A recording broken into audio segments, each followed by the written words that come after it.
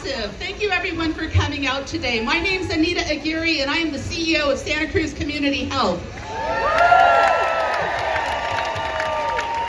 For 50 years, we have been advocates for our patients, and we believe that healthcare is a human right.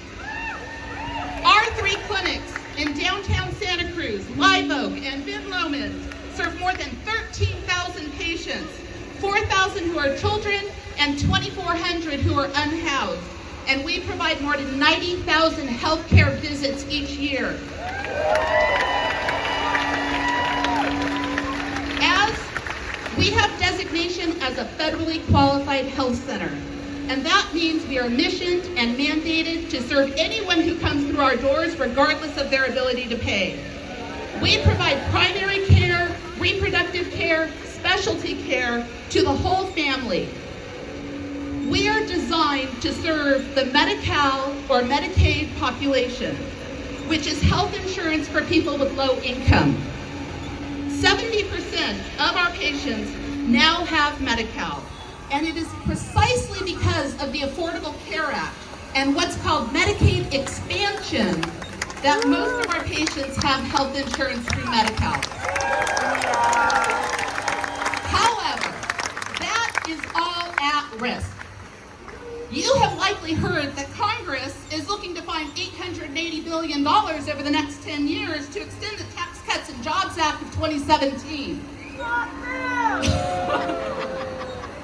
And what the policy analysts say is that money cannot be found without touching Medicaid.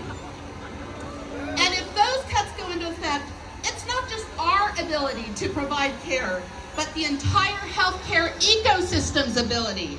Because what we know is that when people don't have health insurance, they forgo preventative care. They forgo the tests that find cancer and diabetes and high blood pressure. And that means when they really cannot wait any longer, they go to emergency rooms for care, which is the most expensive place to provide care and cost the taxpayers more. Yeah, that's right. So stressful. So these cuts that they're looking for, $880 billion, are in addition to what you've already heard about the 10,000 layoffs at Health and Human Services, the cancellation of federal grants to Planned Parenthoods and state health departments, and cuts to the budgets of the Food and Drug Administration, the National Institutes of Health, and USAID. The cuts have not been precise with a surgeon's hand, but with a machete. So we often talk about the social drivers of health, but we are now talking about the political drivers of health. We know that food is medicine, yet our food banks have been cut off. We know that vaccines help prevent the spread of disease, yet our health departments have lost funding. Here are the numbers. In the U.S., 80 million people have Medicaid, which is health insurance for people with low income. That's almost 25% of the U.S. population. And in California, almost 15 million people, or 40% of our state's population, has MediCal. That's California's Medicaid program.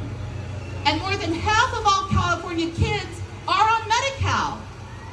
In Santa Cruz County, 1 in 3 have MediCal as their primary health insurance. 1 in 3.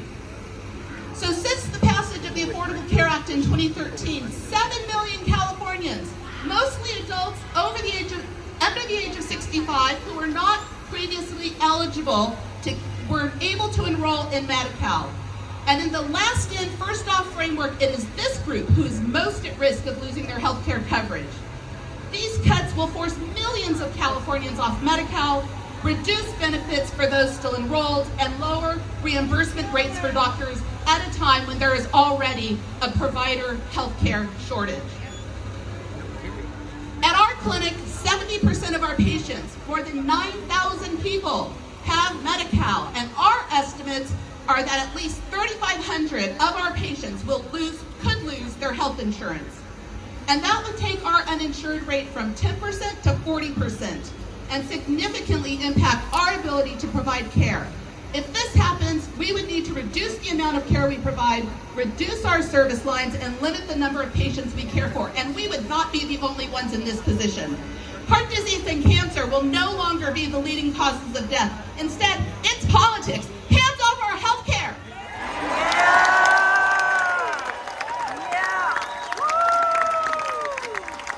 round of applause for Anita.